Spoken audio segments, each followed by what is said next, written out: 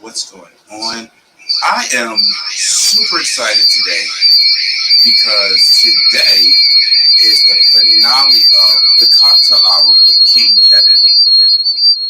I can hear feedback, so I'm going to see what I can change here. We don't like this too much. So it has been such an amazing first season. And I just felt like I had to come to you guys with something very special, something very unique. If you've seen the flyer, then you already know I have two guests on the show tonight. And it's going to be interesting because the same person is being themselves, and they're going to give us an opportunity to chat with Imani Vanzap. So let's get right into it. Our first guest is Erik Dillard. He is an actor, an entrepreneur. He's a character actor. He's a vocalist. He plays instruments. This man is just all around amazing. So I had the opportunity to talk with him a little earlier. So here's that conversation, and we'll be right back with our very special guest. Everyone, please help me welcome Erik Dillard. How are you, Erik? I'm fine. How are you, Kevin? I'm great. Let me tell you something. You are way better than fine. I mean, yeah, you fine, but you are way better than fine. What do you mean? You are like a ray of sunshine in well, you have been in my life. Oh. So like you're beyond fine. You really are hope. Not hope, a ray of hope. Yes, I'm about to like really blow your head up real quick because since I've met you, I've been able to come to you when I was down, or come to you to encourage you. Like the relationship that we were able to build over the past maybe 2 years has been amazing. It really has. I love talking to you. So I'm super excited that I have you on the show, and like I get to speak to Erik. I get to speak to nephew. Everybody gets to talk to nephew. This is. I know. I feel privileged. But we got each other's numbers and each other's phones. Like we talk for real. Yeah. Like for real. So I'm grateful for that. You recently made a big jump. You went from one city, one part of the country, to another city, to another part. So where you at? What you doing? Well, let's see. So I'll start it off by saying this. I am from Columbus, Ohio originally. Moved to Japan and stayed there off and on for about 8 years teaching music over there. And then, right. Yes. I was stayed in Osaka, taught in Tokyo every month. And then every other month I went to a small town in the south called Fukuoka. And I just taught there off and on for 8 years. It was great. Upon my last contract, it was about trying to decide where I was going to really pitch tent and live, because I knew although I love Columbus, I love my hometown, I just knew I couldn't do anything else there. There's only so much I could do. And that's the reality that I've had to face several times in my life. So leaving Columbus to go to Japan was probably the first time of that. Leaving Japan was the second time of that. And I was trying to decide between LA or New York at the time where I wanted to go. Ended up doing neither at the time and went to Atlanta. Right. So I stayed in Atlanta for 13 years and got married, got divorced. Wow. And a divorce, and when I say divorce always sounds sad, but for me, it has been sad. And we'll probably talk about that more later. But it was liberating because it freed me to do what I'm doing now, where I am now, which I'm living in New York. Awesome. Well, welcome to this is a very first move for you. This is the cocktail hour, and with that, we like to have a nice little drinky drink. So, what are you drinking? I am so lame because I didn't know it was a cocktail hour. I didn't get one. I got water. That's okay. So I've had guests on the show who have not drank. They've had like water or a diet soda or something. Yeah. Right? But we turn up, but it's okay because we know that we have another guest who will be joining us later. And she'll be ready. Because to be honest with you, I'm over here sipping on some McDonald's Coke right now. So come on, McDonald's Coke. That's not a plug. They did not sponsor this video. Yeah, okay. Right. Pay some big money for that. So what would you say is your favorite drink though? I tend to like. I'm a sweet and strong sort Okay. of guy, so I like I would say like Cosmos or Sex on the Beach or Mojito, Mm, things mm. like that. So that's typically what I go for. There was something else that was Texas Mule Margarita or something like that I just had Ooh. recently. It's really good. Yeah. Oh my gosh. I think I want to do a Moscow Mule soon. There was maybe it was a Moscow. It was my. I'm sorry. It was a Moscow. It was Those Texas are something else, but the Moscow is really those are so good. good. Mhm. Cool. So have you ever been like, I don't know, because like for me, I typically like to stay away from like any type of substances when I have to do stuff like this. But like when you get ready, like, do we turn up? Yes. I'm okay. So ooh, you about Let's to look. We're getting into it. okay. So Erik turns up, which puts Imani into motion. She doesn't. I don't need to do that to do her. Right. But it's just because I'm a creative person. I smoke. I do edibles. Right. I I'm drink, and so that's kind of my deal. But I will start it out. But once she gets on camera, she don't have anything above like a little cocktail right now. got it. Like I know a lot of performers, they get real lit because sometimes you need it because you got the nerves, you got all these people staring at you, or you got the camera, and like they need a Mhm. little sip of something to help them mellow out. So It's nice. I don't need it. I think I've been doing this my whole life, and the acting part of it is more spiritual for me. So mm, I want to always pull from a place of honesty first. So I mean, right. if I do, it's say if I'm doing 4 shows a week, maybe 1 or 2 of them, I'll be like, oh, let me have some fun. But then the other ones, it's like, okay, let's do it. And I think that that's my way of making sure that I'm balanced and that I don't need to have liquid courage to do my craft. Amen. I love that you say that your acting is spiritual. Mhm. You and I in the past had the opportunity to sit down, or actually, I got to sit down with Imani, and we had such an amazing spiritual conversation. I don't think either of us expected the conversation to evolve the way that it did. Thought it was really good. Yeah, Yes, and it was like, okay, cameras off, and we sitting for another hour or so. that's what happens. So I want to talk to you about Auntie, but Okay. before we talk about Auntie, you've done so much. You've even in you telling me about where you've lived. You Yeah. were in Japan for 8 years, and you were teaching off and on. So what were you teaching? Vocal music. So I was one of the I was the head. They always like switch us out. We will rotate. Mhm. When I was there, I facilitated as the lead vocal instructor for the school, the foreign vocal instructor for the school. Sorry. So they would bring one of us over from America. Typically, it was someone that was well versed in gospel music because they had classes that were kind of like makeshift choirs. It was like a Okay, glorified recreation center for adults, nice. mainly that wanted to have something freeing to do after work. In Asian culture, particularly in Japan, they work very hard, and it's very much about precision and excellence and perfection. And when you have to push your mind that far so Yes, long every day, all day, you need something to pull you back. And to just, it's not that serious. And so they would come to the school. And the type of person that I am, I mean, because we talk, right. off camera a lot. I like having fun and laughing. Yes, I'm all about, people getting better at their skills and their crafts. But if you don't enjoy it, then what's the point of doing it? So right. music was like a really good way for me to perfect what I do as an artist, but also to relate to people as well. Cool. Um, so you have a background in music. Are other than vocals, do you play any instruments? Piano. I played clarinet for a minute, but I played clarinet in middle school. Okay. Piano is mainly, I would say, my main gift because of running scales and things for singers.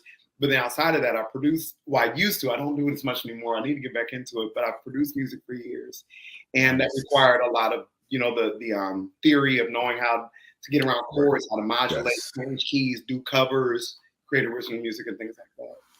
I'm getting excited because I need to hear some music. Like even if you're doing a Oh. cover, we got to get to that because I know you're working in some music. You're dibbling and dabbling and some stuff. You're not dibbling. You're just jumping all the way in. So but I don't want to jump the gun because it's still so much more to talk about. We got time. We got time. So when like it's one thing to be a vocalist, but to be an instructor, how challenging is it to? I mean, I'm guessing that when you were in Japan, you were met with people who already had an interest or some type of skill in singing. But like, have you had an experience where the person started at ground zero? Many of them. How different are many of them? Yeah, I did. I won't even lie to you. It was.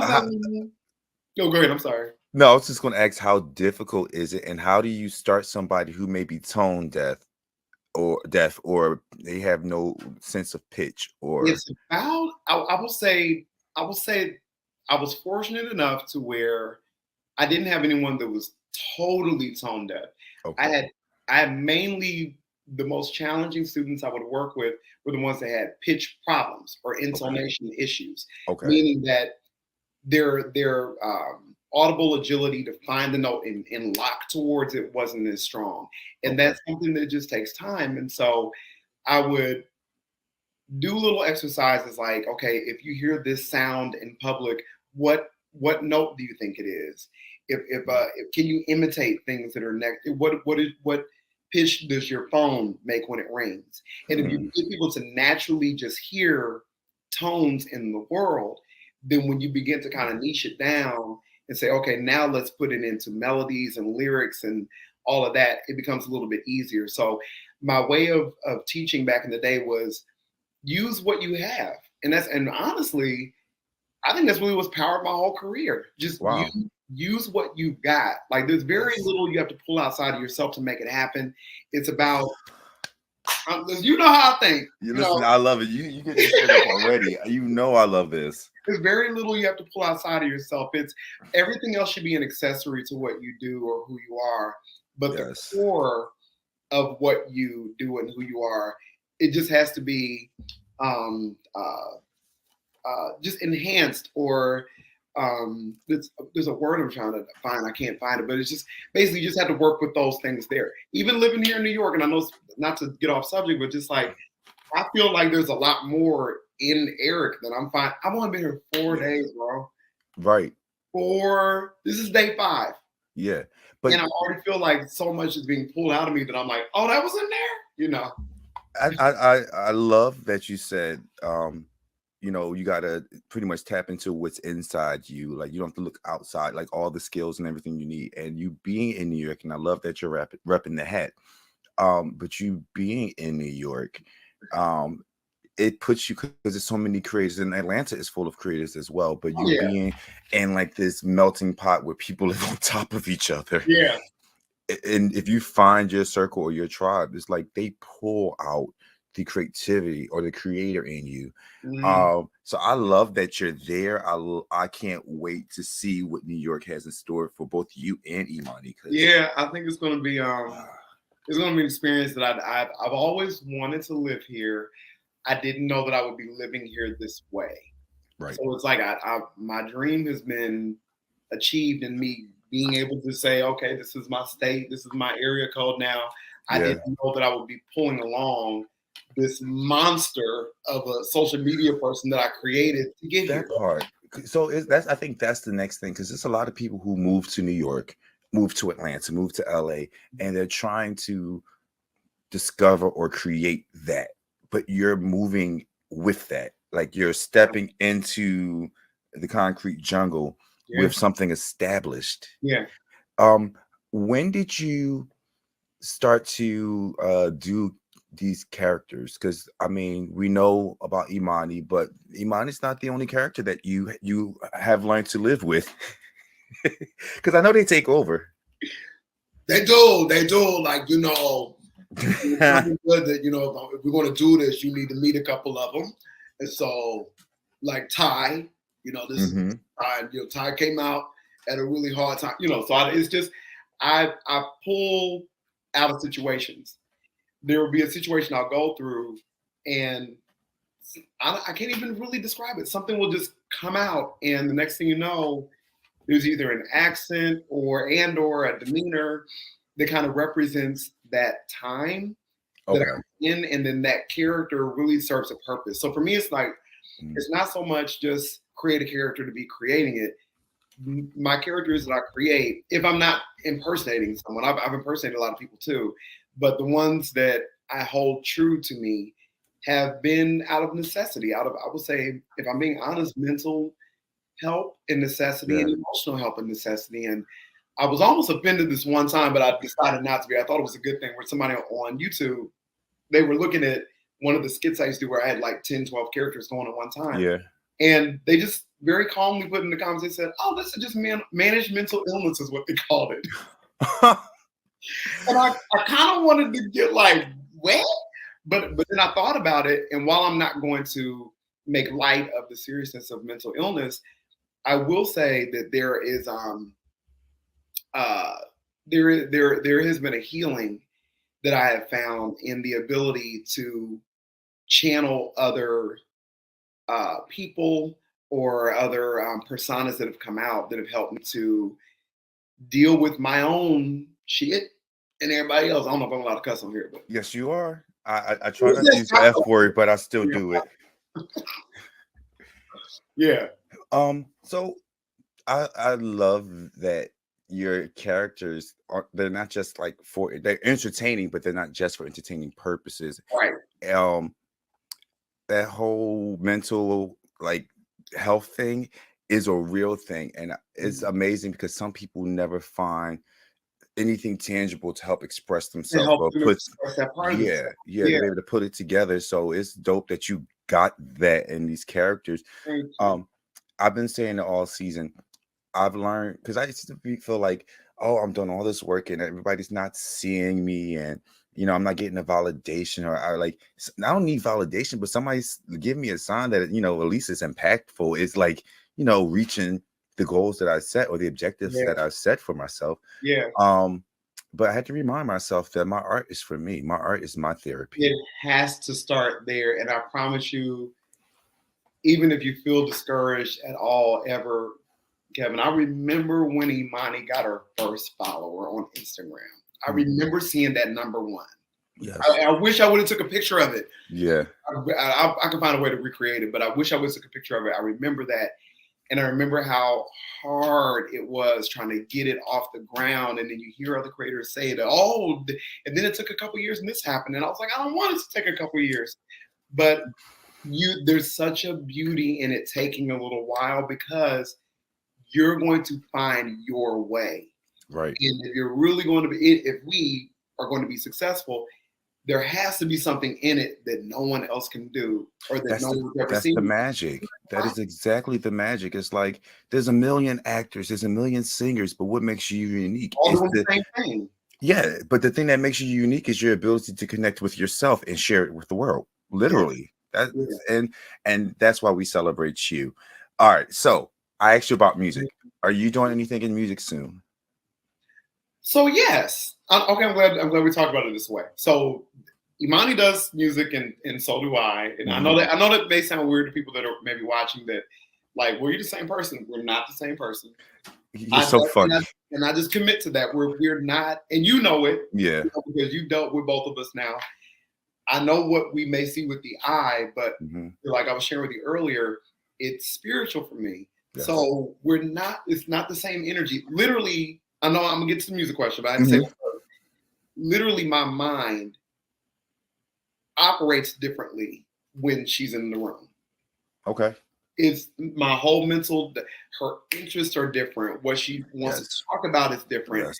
Our stories are different. Our music is different. So to answer the question, yes, I have worked on music in the past. I've done, different house music mixes and things with DJs overseas that would just sing tracks and I'd sing to them. I did that in my early 20s. And then I'll be honest, it was. You're not in your early 20s now? No. You don't, do I look it? Keep whatever you're doing, keep doing it. Thank you. Thank you. I'm trying to moisturize as much as I can. 43. Listen, when they say it don't crack. I'm 40 and 3 years old. I'll be 40 nice. That's in January. I'm Capricorn. That's awesome. Looking good. But I like that you said, because we talked about this before we started the broadcast, how I can't talk to Imani about what it's like to grow up as a little black gay boy because know that's this not her thing. story. So now, but here's the interesting thing. How do you, as a individual and as a creative, tell stories from two different perspectives like that? Because that's what music is. You're telling these stories from experiences. I know that there are different experiences, but they're still coming from your heart. Maybe as Imani, you know, it's a little different, but how do you find the spaces to tell, like, okay, yeah, you put out a single, but you're working on some music. So how do you do that? How do you balance the two? The writing, I say it starts with the writing. And the writing, it comes from two different chambers of my heart. So the Imani material is more, you can do it, get up, come on, get out that bed, make it happen, get outside. It's almost very Mariah Carey relived. You know, like, that kind of, it happen. Yeah, all that. Okay. But with me, I'm the emotional part. So a lot of stuff that I write is going to come from a place of like relationships and love and heartbreak and recovery, and self-identity, and just, you know, all the things that I go through as a man. Right. That's kind of what it is. With Imani, she doesn't necessarily give you music from a female standpoint in terms of sensuality, but she does in terms of her nurturing and her being like a, you know, a mother or an auntie figure. She's going to give you that, you know, that's a real, come on over to the house, let me cook you something. That's her. Okay. It's so much with, and I know that Imani's going to be on the show a little bit later. Yeah, she's already in the back. She get on my nerves. Y'all love her, lady, get on my damn nerves. Okay. Listen, she has to present a certain way, and if you're managing her, you make sure that you get her together. Yeah. So, but I guess this is a more appropriate question for you to ask about the evolution of Imani, because there was an evolution. It was the finding yourself. It's the whole process of developing what her voice sounds like in terms of like where she comes from. Not even just like vocally, audibly, but like her spirit voice. Where does it come from? And because you was just saying like she comes from a more mothering, nurturing auntie point of view. Where did you find? Because there's a lot of people who do drag and create these personas, and it's bitch and shady and and you go into the club and that's all you really see them do, or they'll do the drag performances. And I know that there are other entertainers who do what you do, but again, you're unique. How did you find that voice and the development of Imani? I knew that, so I'll say from the inception of her, it was around 2016-ish. Well, hold on, wait. It's been a while now. No, I'm lying. I started her in 18 because that's what it was. 2016, bunch of stuff. You know, Trump it was a bunch of, everything was just ugly. Yes. And everyone was fighting and arguing, and I had gone through a lot of things personally, just with my art. Living in Atlanta has been wonderful when I was there, but I also saw the vicious side of it. And I don't know if we'll get into this, but I'll at least kind of touch on it now. To be the Black gay Mecca, there was a lot that I loved there, but I also had never been through as much viciousness in my whole life. I had never been through as much backstabbing and jealousy and people wanting to snuff your light out in my whole life. And while I'm not calling myself perfect, I've always wanted us to win, and us meaning Black, us meaning gay, us meaning people who are spiritual that really don't have a lane out there. And so all of that was basically coming to like a culmination of where it was like a pressure cooker in my heart. Yeah. And I couldn't take it anymore. And I was so angry all the time. And literally Imani was birthed out of passion and anger.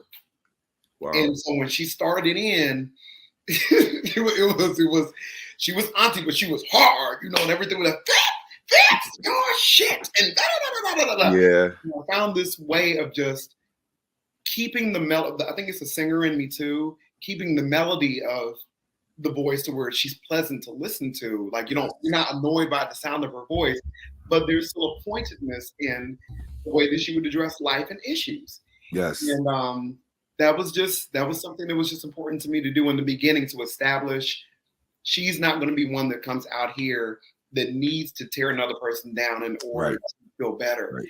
And as much as I probably would have even rightfully had space to just go off and tear people apart, Right. I didn't want it to be that way. She did start out kind of comedic with the sketches, and we would do celebrity topics and pop culture and things. But over the 4 years, because it's 2022 now, I started her in 2018. As Erik, began to experience different things in life, I kept putting that into her aesthetic Mm-hmm. and into her messaging and into her ability to touch people and the types of conversations she wanted to have. And then her look began to change. All of that was unintentional. It was literally happening because of what I was experiencing. I was telling a story yesterday. I was driving back from North Jersey and I was on Instagram Live, and I was telling the story about this one evening that I had when I got high, and Listen, I was sitting out in the park, and I had like so many revelations. But while I'm out at the park, here in the city of Philadelphia, Fairmount Park is one of the hugest parks in the city. There was a little lantern that was lit, that was flying throughout the sky. Like it originated like maybe a couple of 100 feet away from where I was sitting. That's what originated, and it just went. I started going towards the Center City area with my partner, where we decided that we would walk towards Center City. Nothing to do with the lantern. We was going to go down to one of the bars and get a drink and just chill out for a little while. And on our way to this bar, we are like, I'm feeling like I'm just going to move as I feel. I'm not. Nothing is forced right now. We're just flowing with the energy that we have right now. Yeah. And along with this flow, I'm going down streets that I would have never gone down. Found myself on this little street in the downtown area that, again, off the beaten path. Wouldn't have thought to go down the street, but just going with the flow. I walked there, and I looked to the side, and I pointed out to him. I said, "Look." He's like, "What?" Oh yeah, what? He didn't pay attention to what I was pointing at. On the ground, that's where the lantern ended. That's where it landed, right there. And I'm like, what are the odds that I walk down this random ass street and the lantern that I saw 2 hours ago is sitting right there in this, like, to me, that was a sign that I was where I was supposed to be. I was doing what I was supposed to do. And it's just flowing with the energy of whatever the art is or whatever the movement is. And that's what I'm hearing, even with you talking about Imani, the way she naturally developed. Like, of course, she was influenced by your experiences, but her development and evolution, which we can all say has been extremely beautiful. It's where you're supposed to be. It's where you're supposed to be. Yeah, I didn't intend. One thing I think that's been probably a great deal of my secret sauce. I've never been afraid to learn, and it got to a point, Kevin, where I was almost lamented and was angry about the fact that I was learning so much, because it felt like life was mocking me. Right. It felt like I was like, why? It's one thing to be called. It almost felt like when people were saying, "Oh, you're talented. You're going to do great things. You do," and you almost felt like people were like gaslighting you. Like, man, well, where's it going to happen then? How's it going to come about? But I kept learning how to do things, and in the beginning of doing drag, it wasn't even Imani. I started out with a character called Divine with this TV pilot I did back in Atlanta back in 2015. And then that show didn't go anywhere, which is fine. But the experience helped me to leapfrog over to Melody, which was the second character I did. And I did Melody for several years. And even when I had to like kind of put Melody, on the shelf because Imani started taking over, that was a sad day because I wrote Melody for so long. And so I did that. I performed in a lot of clubs in Atlanta, made a lot of friends, beautiful people. And then Imani came along. And when Imani came along, I had already had about, 18. So I already had 3 years of experience with drag. By the time Imani came along, it was like she just pushed me into this direction where the whole thing about makeup and stuff, I began to take it so seriously. I did not know how to put a lash on to save my life back in 2015. It took 4 people to put me together. Wow.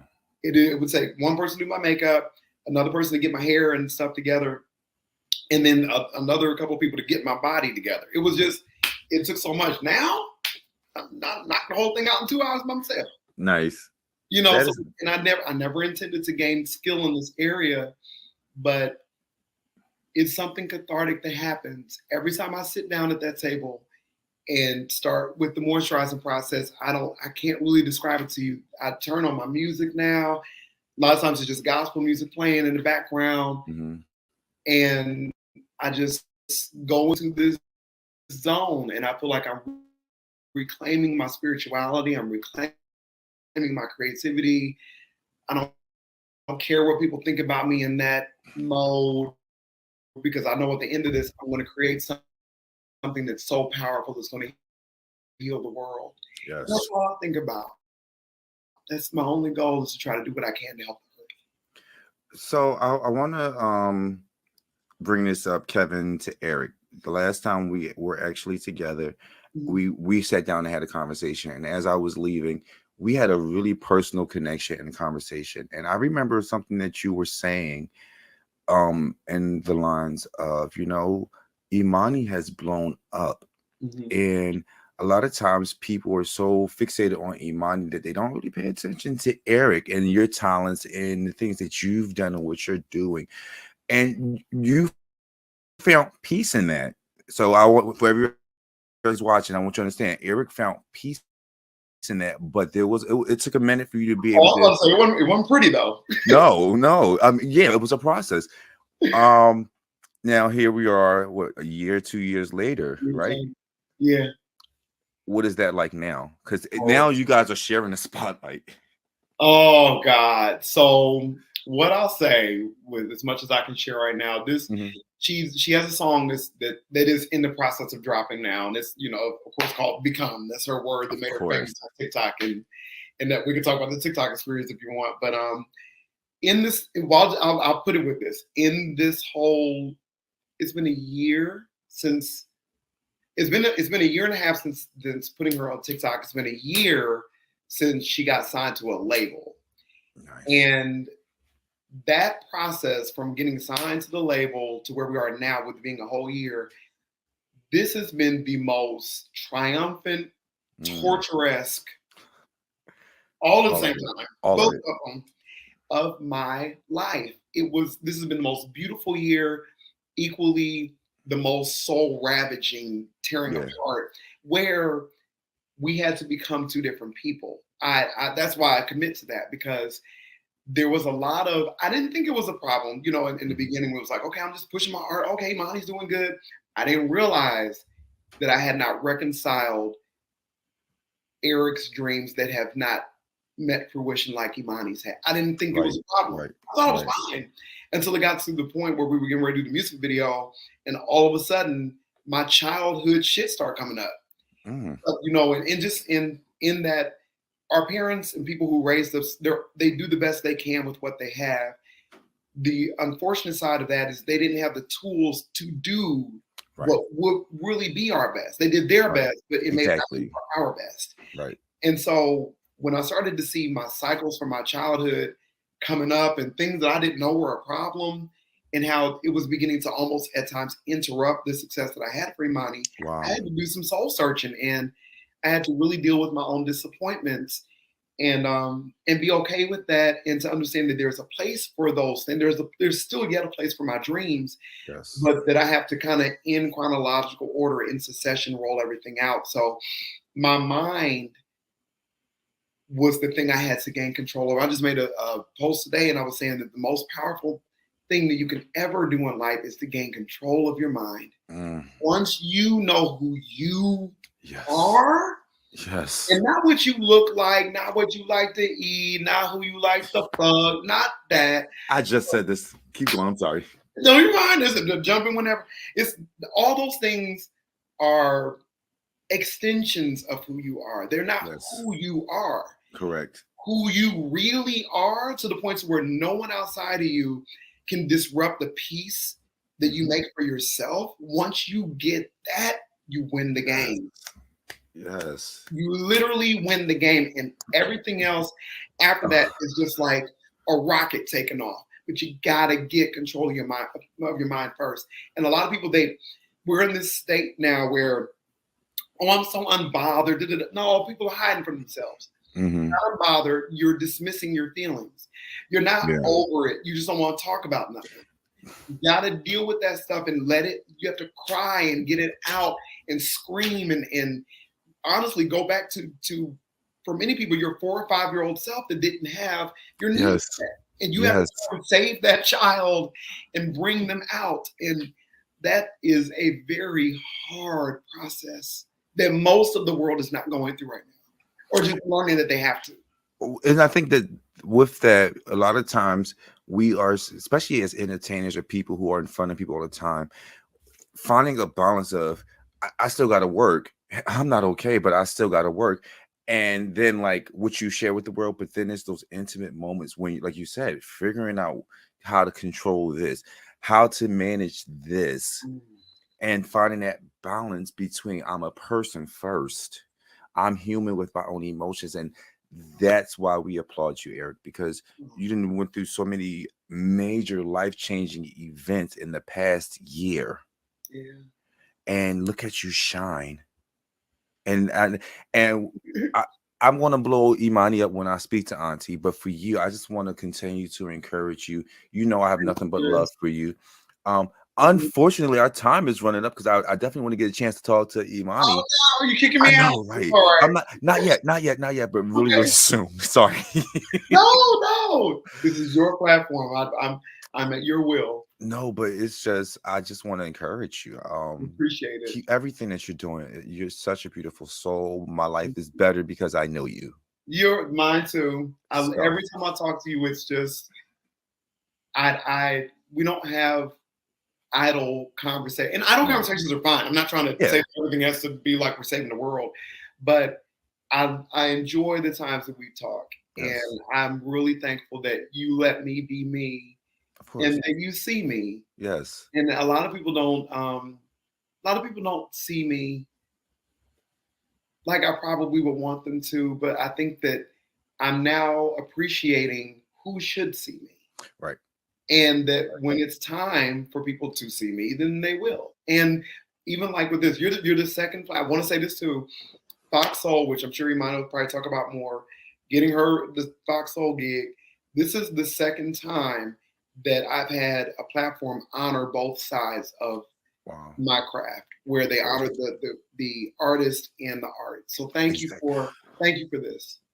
So I just did a show last Tuesday, next to last show because you're the finale.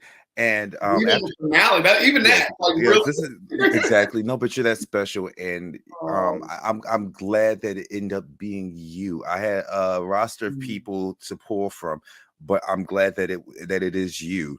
At the end of my last show, I was talking to one of my gay children about like the rates that I charge and some of the crazy requests that I get. I'm like, okay, well, if you're gonna, meet my request or my requirements, then I'll consider it.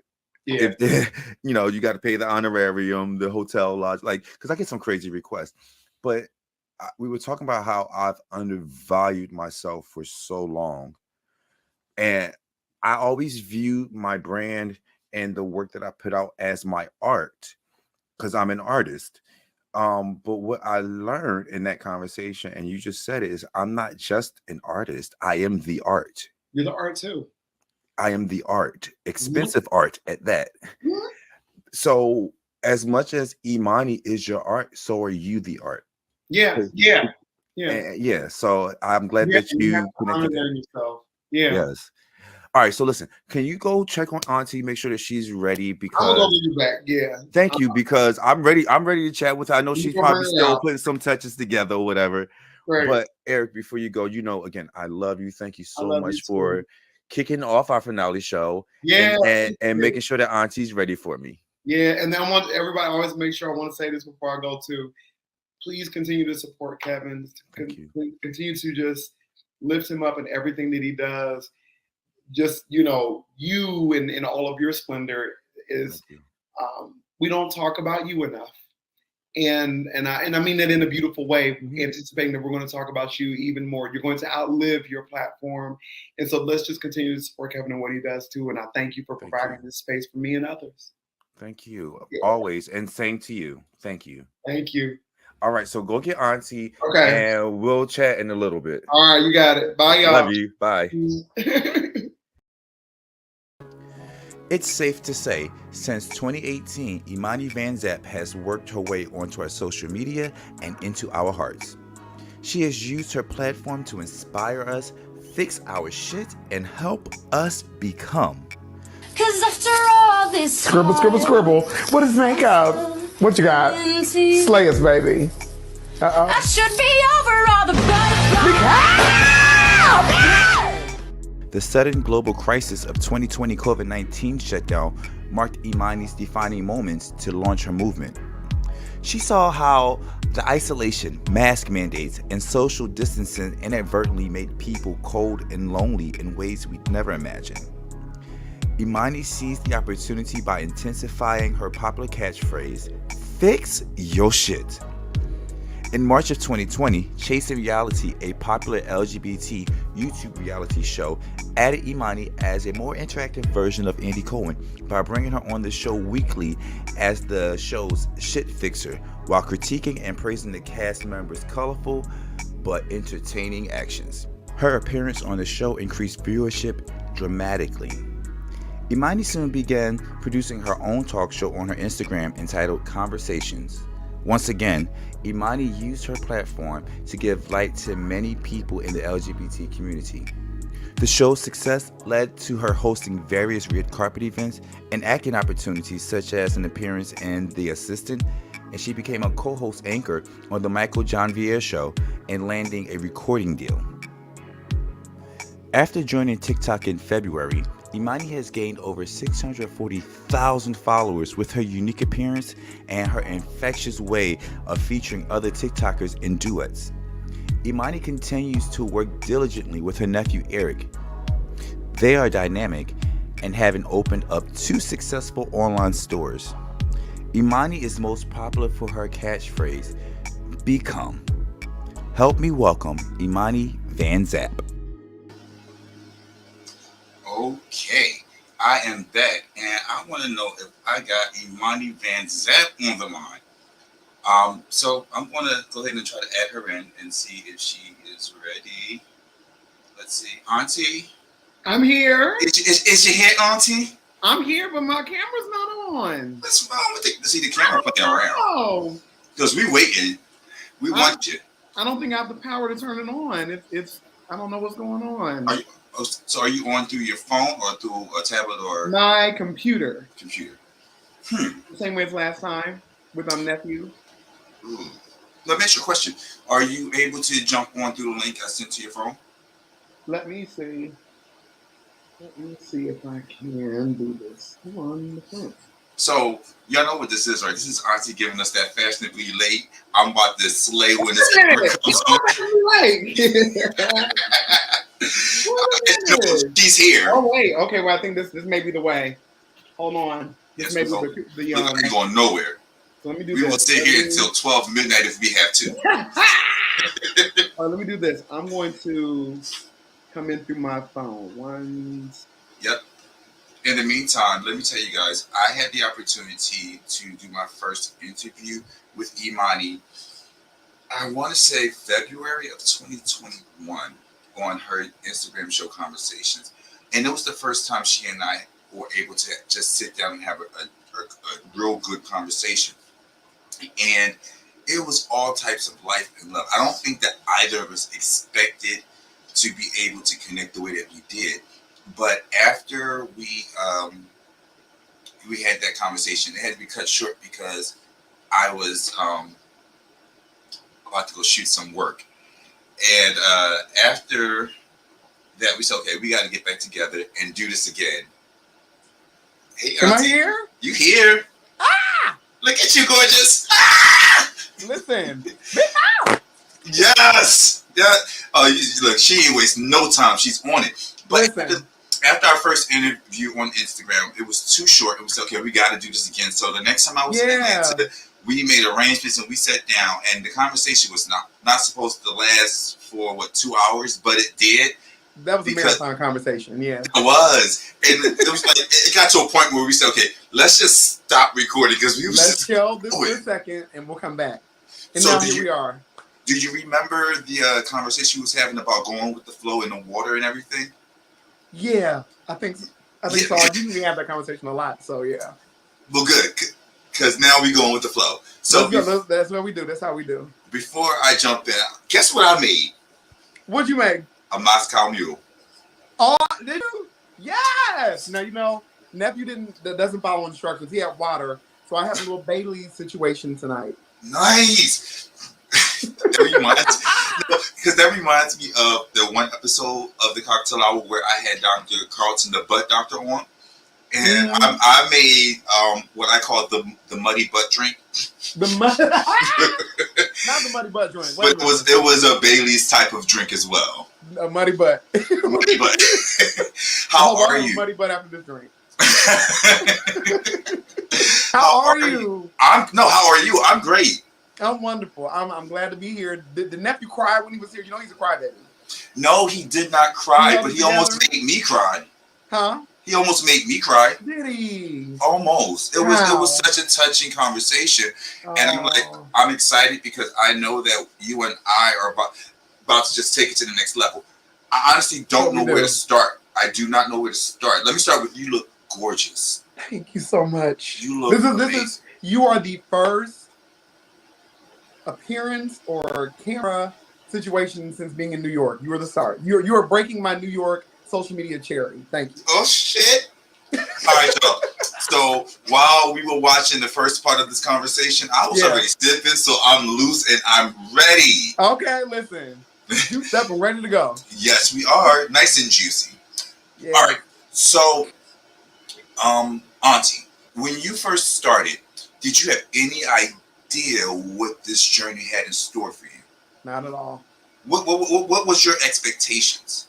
The intent of beginning the whole Imani Vanzap platform was to try to bring sense to a chaotic world, and that continues to be my quest and my passion and purpose for what I do. The world is still growing very divisive, and now with now that we're kind of coming out of the pandemic, it's the aftermath of what the pandemic did is the sickness that it caused, wreaking havoc throughout the land, and so many people's lives that were lost because of COVID-19 was just one thing that affected the world. Now it's shown all of the ugliness, and so now America is now like the laughing stock because COVID exposed who we really are, what our country is really all about, and there needs to be someone or something, and not just me. I'm not the only one. There needs to be people who are fighting against that. A lot of people are giving up, and I'm one that doesn't believe in giving up. As long as you're still breathing, you can make the best of your life, and so that's what I continue to do. And thank you for that. You inspire people like myself. Yeah, because you were doing your platform longer than I've been doing the Cocktail Hour, and seeing your dedication to your passion has definitely encouraged me to keep going. Trust me, there's been times I'm like, I don't know. I get it. You're gonna feel that when your passion is bigger than you, or you realize that your passion is bigger than you, you have no choice but to keep going. And if I can say this too, when you are choosing to push positivity, negativity runs like wildfire. Right. There's always someone who has said something that they now need to be canceled for, and we love the tea of why we love. It's almost like, in particular with American culture, we love to see people destroyed. Yeah. There is this really kind of ominous, dark joy that we find in people making mistakes and not being able to recover from them. And I'm just glad that you are one of the ones who have decided, such as myself, to again push against that negativity. When you choose positivity, a lot of times your platform is going to have stalling moments where you're going to go slow. The numbers don't move. People don't join, and you can be tempted to go down the dark road. A lot of people have done it. And so I'm just glad that you're not doing that. Keep on doing what you're doing too. Thank you. Of course. I have a question about that though, because do you experience at times, or have you, because I know right now you just the biggest thing on TikTok. When you first started, and I'm just saying what I'm experiencing, have you noticed like it don't seem like the views are like really hitting, but then when you go out, everyone's like, "Oh my gosh, I watched your show." Have you experienced that? Very much so, all the time. There, a lot of times when you're discouraged, you know, like you were just saying just a few minutes earlier, you can feel like, oh, nothing's happening, no one cares, nobody. Mhm. And as soon as you do that, at least it has been my experience, that is when God will come in and just send somebody your way that'll say, you know what, I watched this one video that you did and it touched me. Or, you know, as the popularity of my platform began to, you know, heighten, there were many times when either I or nephew would go out in public and people would tell us, you know, I left my marriage because I found the strength through your videos. I Wow. quit my job and now I'm working on my art full time because I watched your videos. And somebody just today, when nephew was doing my makeup, they asked for, you know, prayers and support because they're moving to Florida. And, you know, with me recently, you know, us coming to New York, I can instantly relate to that. And so Right. it's we truly are overcomers by each other's testimonies. And I I, think that that is what brings the most success. so something that nephew said a little earlier was like when, like going through the divorce and how a lot of times it's associated with something negative. I kind of chuckled at myself because you said, I left that marriage or I left that job or I made, and like in those situations, it's like it seemed like it's a bad thing, but sometimes those decisions are the best decisions we could ever make. But that's why they're the hardest decisions to make, and those decisions are about our own health and wellness. They are. And so society attached being married and working a regular 9 to 5 to being the dream.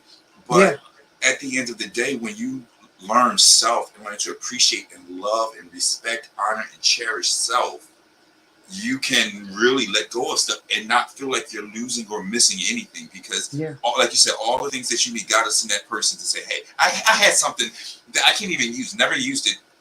It's yours. Or I got this opportunity, I can't do it. Maybe you can step in for me. Next thing you know, you got this big old contract. Trust me, I had a situation like that happen to me this weekend. Oh, okay. So I just wanted to tag on to what you said because a lot of times we look at these situations like, oh, this is a bad thing or this is a door closing, but God doesn't close the door without opening a window. Always. This is about you, though, so I'm going to stop preaching. Look at it, or do a whole demolition in your house. That's, I will say with certain things, there are more bragging rights. I've learned from a lot of people. A lot of people get married or get jobs or buy things, homes, cars, you know, what have you, because it's more of like a bragging right. You look successful because you've done this thing. And I don't think that I don't think there's anything wrong with that part of it. It is what's wrong or what's bad or what I think has a negative effect is when you don't realize that you need to come out of it. All of us can make mistakes and get into things that you later find out, oh, I shouldn't have done this. But there are a lot of people that they stay in there because it's a good look. I talk to people all the time. They're stuck in marriages because it's a good look. They don't want to let their family down. They don't want to let their mom down or their church or, if especially if you're a gay couple, now to look like you're married and you're just going the distance, it looks like a good thing. But I've talked to many married couples where they're not happy. And they kind of feel like, oh, well, now that we're a married couple, we have to stay in this situation because they're looking at us. We come to this earth by ourselves. Yeah. You don't come to the end, and this is just my opinion. It is wonderful to find someone that or find someone's maybe polyamorous relationships out there. Is everybody's out there? Whatever the case may be. Whatever the case may be. It is wonderful to find someone to walk on life's journey with you. I think that's a beautiful, beautiful, beautiful thing. But the real deal of it is you're still on this planet by yourself. Yeah. You can be married for 50 years. You are still on this planet by yourself. And the more that people understand that and value and esteem self-care and prioritizing yourself, when you begin to do that, you may learn some things along the way. You may learn, oh, we don't need to be married because this is who I am now. That was a lot of what I went through. Love, my ex-husband, would do anything. Even I called him last night and said, no, when this thing pops off, you're still going to get the Tabitha Brown husband benefits. You know that, right? And he laughed and everything. And it was like, you're still going to, because you stuck with me when I had nothing. So there's something to be said for that. But as far as what your individual path is, sometimes it may require you to make some decisions that are going to leave you by yourself. They're going to leave you crying at night, wanting just to be held. I understand it. And I believe that when we press through those things, when we press through the sadness, when we press through the solitude, such a big blessing is waiting on the other side. Yes. I want to go back to two things that you said. So I'm going to make this a two-part question.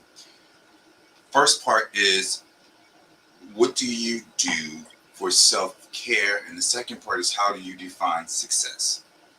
Self-care is, firstly, I would say, going back. I mean, well, you know what? Yeah, let me go here first. But no, I'm gonna hit that second. Self-care, number one, is indulging in the things that make you happy. And so, if it's going to a play, if it's going to the coffee shop down the street, self-care is not glamorous as much as it is comforting. And when you indulge, if it's going to get a mani pedi or whatever it may be, do those things that make you feel good. You may need to go and buy, I buy me a little outfit. It's whatever it is that in the current state that you're in, you can do. But I think that what solidifies it a lot of times is going back to your childhood and finding ways to pull that thing forward before the world gets a hold of you and begins to, mess with your mind and say, this is what you need to be successful. Going back and playing songs that you listened to when you were a kid, going back and watching shows that made you happy when you were a kid. You'd be surprised at what things you can do to revive your inner child that then make your self-care all the more enjoyable. I want to tag into that because you tapped into me just now. Okay. So that's one of the things I actually do for self-care. Yeah. I don't do it as often as I'd like to or as I should. But something that I do is I drive around to my old childhood neighborhood and just sit at the park or sit in that old neighborhood and just reminisce and go back to those creative spaces. So I'm glad you said that. Go to the park and get on a swing. Yes. You know what I mean? Like do things that what I really found out, especially when in this last wave of I got a new song coming out. I don't know if Nephew told you about that, but the new song's called Become. Of course. It's out on Thursday. Worldwide release. Why did I not get a fan? Oh my gosh. Huh? I should have got a fan. Yeah. I want to go on your site and get a fan tonight. We'll work it out. Yes. But in that process, it was interesting to see. I think Nephew talked about a little bit how your childhood issues will come up, and I believe that is the one thing that if you're talking about fixing your shit, or becoming or whatever the case may be, the greatest struggle that you will have is when you have to fight yourself. A lot of people, they only focus on external fights. Oh, they did me wrong. Well, I can't believe you did this. I can't believe you treated me that way. But how are you treating you? How are you treating you? And that goes beyond self-care. What things are we doing that are causing us to live life like birds in cages that need to be free? And when I believe for every person, if there is a dream and a passion that you really, truly have in this world, before you're able to truly acquire it, you are going to be faced with the scariest demon of all, which is you. And most people are so afraid of themselves that that's why their dreams are not achieved. That's why they don't have the relationships they want. That's why they are living in cities that they're miserable in. That's why their income is constantly choking them instead of igniting them to abundance and prosperity, because you are afraid to fight yourself. You have to fight yourself. Oh, that's just my personality. That's just who I am. No. It's not just your personality. You're locked in your cage. And until you are the only one who has the key to get you out. This is why I'm glad you're here for the finale. This is why you brought the real, Nephew's just an opener. I love him. He's great. But this is the real deal right here. Listen. So I know that you do have something to do in a few. So how much time do we have? Actually, you know what? I'm good. I don't need to be at my next thing until 8:30. Okay. So we're gonna take a look. I don't want to rush this at all. No, you don't have to. But I will say this. I will start here because you just mentioned it. Become is coming out. Become is coming out on Thursday. The video release and the song. So this coming Thursday, Imani Vanzap will be releasing her first. Is this your Imani first single? Vanzap will, officially be a recording artist in this world. A published recording artist. A published recording artist, yes.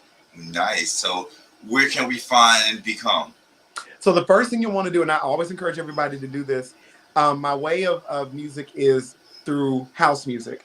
Okay. So you'll want to go to TrackSource, TRAX source.com, create an account there. And when you do that, you can download all the music straight from TrackSource. And that actually is a way to keep, my music charted so that it stays in the top 10 and all that wonderful stuff. Okay. Yeah. So we definitely have to support that. Please, I'm gonna need your help now. Oh yeah. So another thing I'd like to do is we'll put once the video is released this coming Thursday, you can go to my site as well because I will be posting it up. Yes, I'm gonna see if I can get a copy so you can play it on here too. It's beautiful. Yeah, it is beautiful. I worked with award-winning producer Georgie Porgy. Yes. One of the biggest house producers in the world that has the longest standing house record label in the world. And so at about maybe 500,000 people on TikTok, when the numbers started going viral at first, right about 500K was when Georgie found me and reached out and said, I want to sign you to a record deal. And I'm looking at the live like, you got to be kidding me. Next thing you know, 9 months later, I have a complete music video and a song and 9 remixes that are going out to DJs all over the world. Congratulations. That is Thank big. you so much. Thank you. So I'm not going to name a show, but when we saw each other last in person, there was a situation where you were going to be you had a guest spot on a television show, daytime talk show, and things just didn't work out for you. And I remember saying, you know what, God has something else for you. That was supposed to happen. And then I look on my social media and see Miss Imani Vanzap on Fox Soul. Listen, talk to me, Mama. Like you said, when the door closes, there's always a window somewhere. Yes. And that was I don't want to mention the show because I'm still not gonna mention the show. I'm gonna leave them alone. Yeah. But I'll just say it's ironic. I was just about to say, can we have an insider? Because it's ironic what happened. It's ironic what happened. You know and I know. Yeah. It's ironic what happened. But I will say that's all the more reason. And you know what? I'm going to say this too, Kevin. That has happened more times in my life than I've seen, where I can walk across a bridge, and this may sound dramatic, but I will walk across a bridge, and then the bridge will burn down behind me. Wow. It's not me burning the bridge. The bridge will burn down behind me. And I've seen God do that several times in my life. And so when this opportunity was given and then it was somewhat taken away, and when I saw who I was replaced with, it broke my heart because I knew what I was bringing. I knew what my message was. I know what's in my spirit. I know what I want to give. And that was probably one of the darkest times. And to be honest with you, that was right before TikTok too. Oh, yeah. I do remember that. Yeah. I do remember that, yes. All that was right before TikTok. So it really, at the time, it was very troubling as a creator to want to put out such positivity and almost have someone kind of slap you in the face and say that what you bring is not good enough. And we can feel like that, but right out, literally a month later, everybody kept telling me to get on TikTok, and I said, let me try to get on this app and see. And I got on TikTok with an attitude. I was mad. I was like, the nephew telling me I need to get on TikTok and do something else. I was like, I'm tired of trying these social media apps. Listen. Mm-hmm. And so I got on TikTok, and within just a couple of months, it was up to 600,000 people. So you do not ever give up. I know that sometimes it may seem like it's not going to come to pass. You have to believe in your dream. You have to believe in your message. You cannot abandon it. That is unique. If it doesn't move quickly, it's because it's unique. Negativity is common. Yes. Positivity is rare. So I believe it's in the 48 Laws of Power, if I'm not mistaken, when it says burn the boat. And the concept of that is, when you're pursuing something, you got to burn that lifeline back to your comfort zone. You do. And it was like, and I can imagine you, because I do it myself. It's like, okay, let me just hold on to this in case that doesn't work out. But it's kind of funny and ironic that when you were trying to do one thing, that bridge burned behind you because God was like, nah, you don't even need that. You don't even need it. It's not even important. Stop trying to go back to your comfort zone. Stop trying to do what's safe. Stop trying to play it safe because you're equipped for everything that you need to do. So it's so dope. The thing that you fought was the thing that blessed you. It's usually not the thing. I've heard so many stories of that with people to where they thought that that thing was going to. I say it like this. I always want to find myself on the Columbia Records side of the Destiny's Child story. For Wow. those that don't know, Destiny's Child, when they first came on the scene, they were actually being approached by Elektra Records, who ended up turning them down. Columbia picked them up, and the rest is history. Yep.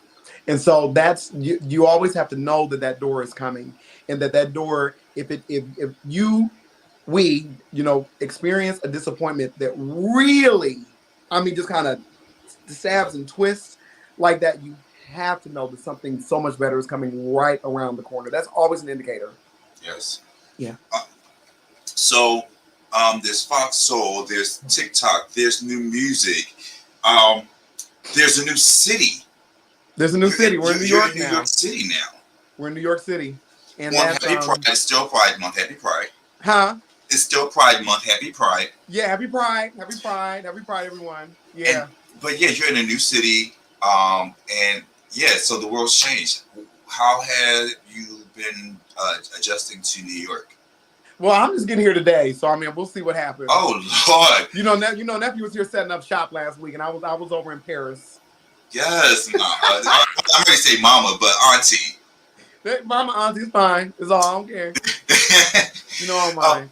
So it's so much I want to do because like our conversation can just be spiritual, but I definitely want to touch on you were on Chasing Atlanta reality show. You were co-anchor on a podcast. You're an actress, a singer, a performer, a healer, inspirer. Like, where does this resume end? I think it's ever growing. I think that it's I'm finding out things about myself every single day that are broadening what my intent originally was. And I continue to say yes, within reason, because you don't want to stretch yourself too thin. But with every layer that I believe that God is allowing me to see in my life and how it's being a benefit to others, I take it on in the best way that I know how to make room for it. And so I didn't know that it was going to look like this, Kevin. I didn't. When I very first started my platform, I just, it was skits. Yeah. It was a lot of sketch comedy. And so to go from, a sketch comedy based platform to now a complete social media powerhouse of just interviews and all sorts of different types of art and music and just a multifaceted platform, I didn't think that it was going to become this. And it wasn't easy. I remember the nights when it felt like it wasn't going to work, but you got to keep on digging into who you are, who you were as a child that you forgot. Yeah. So, I know that you have to, I want to give you ample time to get to where you need to go to. I'm good. I'm fine. But so I'm not sure, because all of my shows have always been an hour, so I don't know how long the broadcast will allow me to stay on. Oh, okay, I get it. Yeah, I'm on your time. On your time. You got the music. What's anything else happening anytime soon? You have the store, which we got to talk about as well. Yeah, the store. Well, I would say the store is definitely something that is ever growing. So, as everybody knows, please go out to the website imanivanzap.com and get you a fan.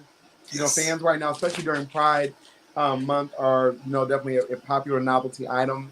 And for some odd reason, this became the thing that made me famous, you might as well say.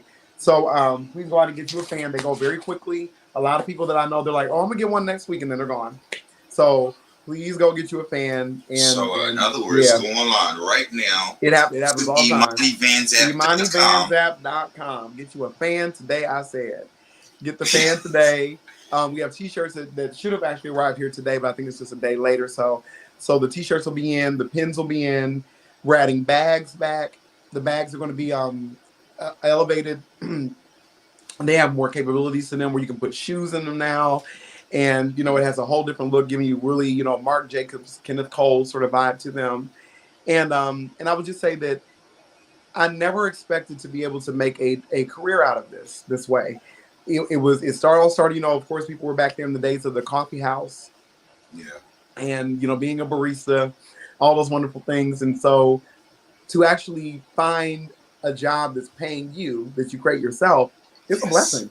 It really is a blessing. So what does that freedom feel like to you? Because, you've done the clock in, work 8 hours, 40 hours a week, requesting off to handle business, and now the Lord has blessed you. Listen, I'm just thankful. I'm truly thankful that I did not give up. That is, I think, the biggest thing of all. I stayed the course. I just kept finding different ways to create. I mean, let's talk. I look differently, since the last time I was with you. Yeah, yes, you have. Your look has evolved. Like, you were already beautiful, but you have, and you were already shining. It's hard to say this because you were beautiful already. You were shining. Your spirit was in the right place. I just think that God took you to another level of all of those things, and now you have a platform that reaches way more people. I think. I think that's just the blessing. God has just transitioned you from one spot to another. Yeah. Because your message and your heart is still so good. Yeah, and, thank you. Like you said, like if it was something negative, people would be jumping on it right away. But you, what they say, long suffered, or you suffered long. Yeah. And you went through the trenches, and now like you see the blessings on the other side. And we know there'll be other challenges and storms, but we know that we can make it through that too. I didn't have to sell my soul. That was, I think, the biggest thing in all this is I did not have to compromise what I was doing and make it give it a shtick. A lot of times, and I'm not trying to take anything away from anybody else that's successful that may have a shtick-based platform. They work. I'm not trying to be a prude about it, but I will say that a lot of people that end up going down that way, that if you go back and look at their earlier videos, they were positive too. Yeah. They were uplifting too. They were unifying of community before, and then some story, some moment happened that they jumped on that had a darkness to it, and it got them the views. And then after, it's like a little pill. And so they got the views and they gave them a little rush. It's like, well, let me do this story, and they gave them a little rush. And then before long, then you're just a gossip blog that just basically takes joy in tearing down other people, and but reporting it as news. Oh, well, it's news. Everyone knows about it. Well, what's also news is empathy. And while I'm not perfect, you know what I'm saying? I'm not perfect, neither are you. Any one of us can fall in the public eye. Any one of us can have a camera show up at the wrong time. When you're in a moment of trying to discover yourself, and then someone uses that to exploit you. Any one of us can do that. And so instead of us finding the joy in the mistake and the views that it will give you, why not try to build that person up? Why not try to help that person? Because again, it is tempting. We've seen it. So even on my Sunday show, we do little gossip and stuff. There's nothing wrong with right. But to rise above that, because this is your platform, you choose. So let's talk about your TikTok. You do a lot of duets and you do lives on your TikTok, and you are so uplifting. And I think that's part of the Become. Become is an anthem for a lot of people. It's like a very uplifting anthem. Yeah, because it's like, okay, you show the opposite of what we're talking about. Where I started off bad, but look how I've become. Look how I've grown. Look how I've learned to shine. Before and after. Yes.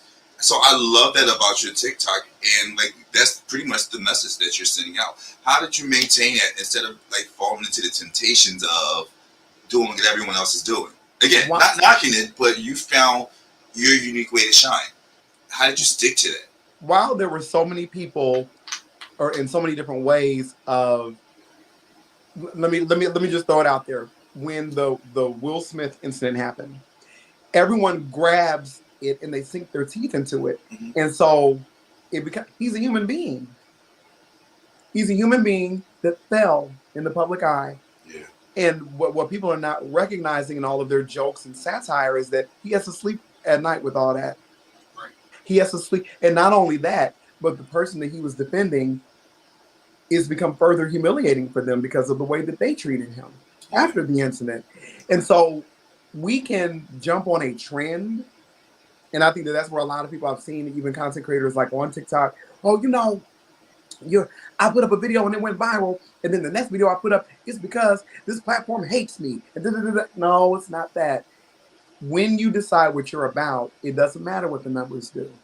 You have to decide what you are about.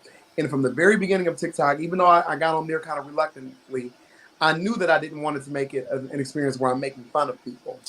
And where the laughter is at someone else's expense.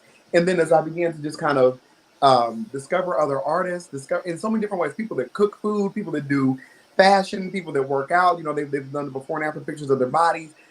People that make music, people that just have something interesting to say. I've had a lot of people that are, I would say, the world's next wave of thought leaders that have, you know, words that can really help us, such as yourself. There's so much more of that in the world. And what I used to feel kind of slighted by is that I have all this positivity, but it seems that no one cares. And so, like the saying goes, be the change you want to see. Yes. And so while there may be people that are not giving me opportunities, I don't want to further and double down on that by not giving other people opportunities and making my platform all about me. The thing about the duets is that a lot of them are funny, yes, but I'm always celebrating other people. Yes. And there was a time in my life when me celebrating other people was very painful because the people that I wanted to celebrate did not see it for me. There was a day and time where people were really intimidated by my light. I'm not trying to come, you know, in here and make you feel bad about whatever the case may be, but that's that person's story. It had nothing to do with me. So I had to learn how to not take what they were doing personally and just press on in what I do in the ways that I am making. And at first it seemed kind of redundant, you know, but after a while, you'll hear the echoes of appreciation where people are like, you know, thank you so much for seeing us. Thank you so much for a duet in my video. Thank you so much for just, you know, no one saw me out here. And then here I am with, you know, almost 900,000 people. I will go and duet someone's video that has 10 followers. If you were bringing something that I feel is valuable to the world, I wish that someone would have seen me when I had 10 followers. Yes. I wish that somebody would have seen me when, you know, there was a smattering of applause when I put something out there and no one saw me.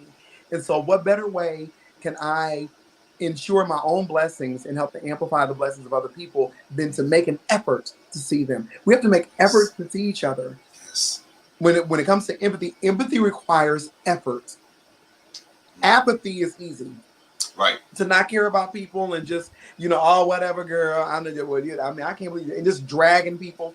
It doesn't say, it's very empty. And again, that's trend based. I don't even know how to be apathetic in those types of situations because I'm so empathetic. You're rare. Towards people. Yeah, because, you know, a lot of people are. Yeah, I know. And I feel like there's so many people in society that are so apathetic and only care about themselves. They don't care. But I did want to ask you this question. Yeah. Have you noticed, because you said be the change that you want to see, have you noticed that there are a lot of people who are starting to wake up? There are a lot of people who are starting to give and start to pour out of their souls to help help each other. Like, as dark as the world is right now, and this is the whole point of the cocktail hour, is to highlight people who are bringing light. Yeah. And I've been seeing a trend of people coming out of, like, I'm not going to say nowhere because, you know, we've been in the trenches, people just discovering us. Yeah. But we're being discovered. And your light, my light, and all of those like us who are empathetic towards others, to humanity, to this world that we're living in, we're shining. And right now, it still may seem a little dim compared to how much darkness there is in this world, but keep shining. Thank you. I think that right now, I believe that I'm just going to say it straight. I'm just going to cut right down the middle.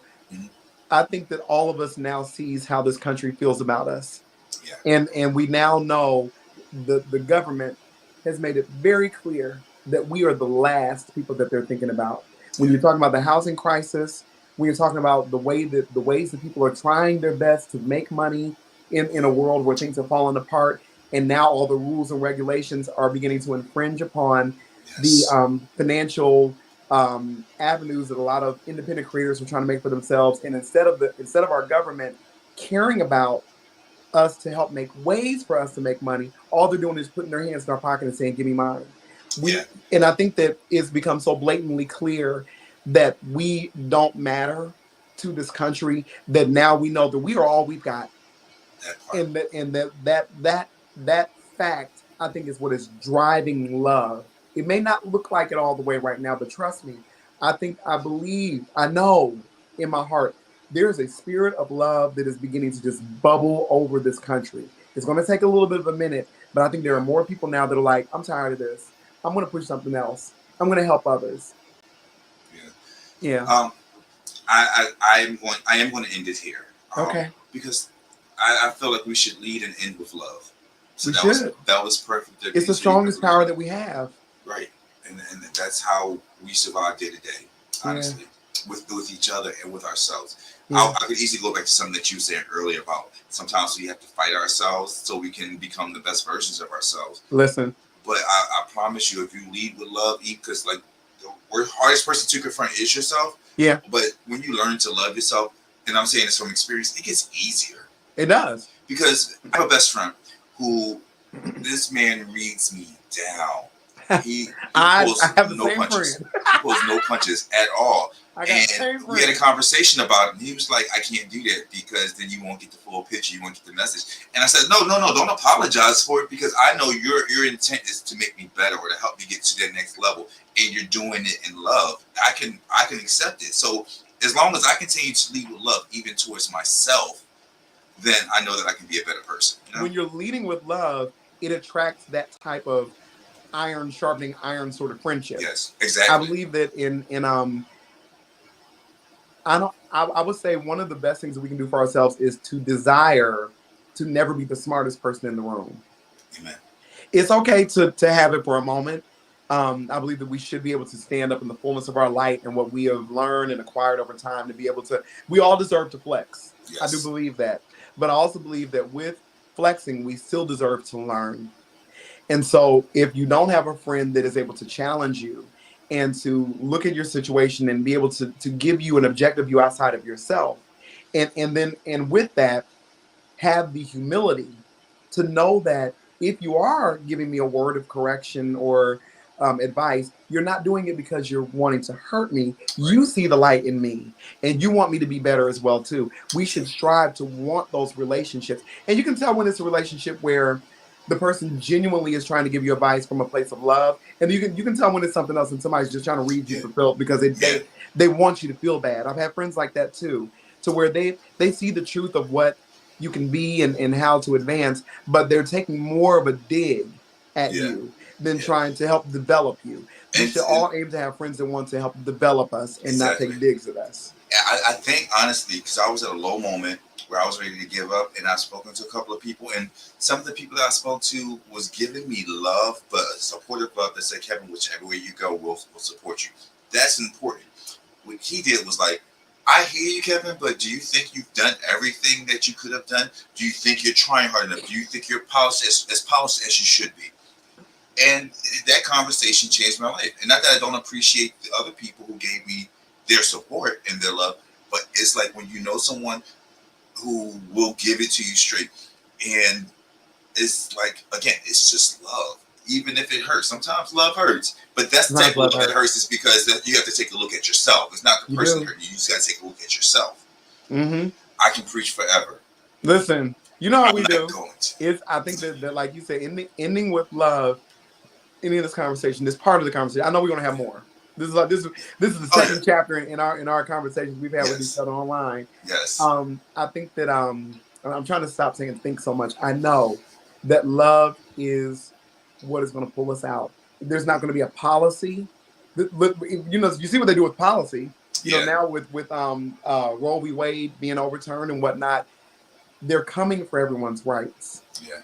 And we had better join together, get ready when it's time to go vote, and really speak with our ballots and take out the powers that are trying to crush us and uplift those that have a different message. Uplift the Stacey Abrams, uplift the, you know what I mean? Like we need to uplift those that really do care about us and not the people that are just good on paper. Right. So, yeah, I'm glad that you are. I'm very happy about the way that you built your platform and what it's all about. And again, like Nephew was saying a little bit earlier in the broadcast, I'm really thankful that you see both sides of this art and you can appreciate the art as well as the artist. So thank you. Thank you. Yeah. So let's just do this one more time. I want everyone who is not following you, because you already got half of America following you. Okay. Half America. But yeah, so here on the bottom, we have this scrolling little ticker with Imani's TikTok and her Instagram, so you guys can go follow. I didn't put it in here, but if you see Imani Vanzap right there, go to Imani Vanzap. It's Imani Vanzap on everything. Make sure you go to the Twitter, .com on as Facebook, well. on everything that's out there. If you type in Imani Vanzap, you will find I'm the only Imani Vanzap in the world. So if you type Imani Vanzap, even in your search engine on your computer, it should bring up everything. Good. And just be with me. I am not doing this by myself. I have people like yourself who you see what I'm doing, and we're going to support each other. So I thank you for your support. Yes, always. I guess with that being said, thank you so much. Tell you. Nephew, I said thank you I for will. both of you coming on the show. Somewhere. But for coming on the show and making this such a special finale show for me. This is thank you the for end the of finale. the first That's season. big. Yeah, so I had to get a little cute for y'all. Listen, you look good. Thank you. You look good. Listen. Look. We're on a date together. I'm gonna say, Imani, don't start. We need to go have dinner somewhere and just be beautiful together. That's what we should do. Yeah, we should do that. Yes. Yeah, seriously. No, I'm for real. We should do that. I told nephew I'll let y'all know when I'm coming back up to New York, and we should do that. Yeah. Just send the word. We'll do that. I love you, Kevin, so much. I love you again. Thank you for joining me on my finale show. Like you said, this is just chapter 2 of our online conversations. We will definitely be doing this again. You know it. All right. I love you. I'm going to say a couple of last words to my guests, but thank you again for joining me. Thank you for having me. And as I know the nephew said it before I go, support Kevin. Support this platform. Follow him. Share his content. Comment, like, subscribe. All those wonderful things. He cannot do this by himself. I know he's a powerful man and he's good looking and he's done a lot for himself, but he still needs your help to push forward this message. So make sure you support Kevin.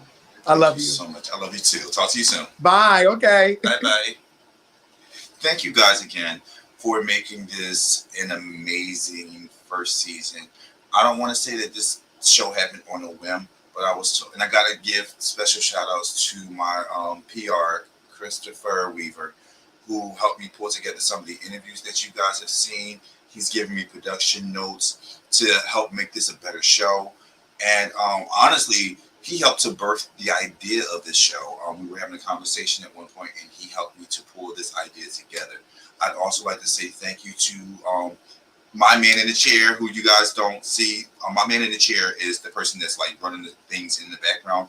My friend Devontae, who has stepped up so many times. He would be busy, sometimes not even here, like he's not here right now physically, but he's always joined in helping me to pull together a pretty dope show for you guys so that you guys can enjoy not just me, but all of the special guests that I've had on.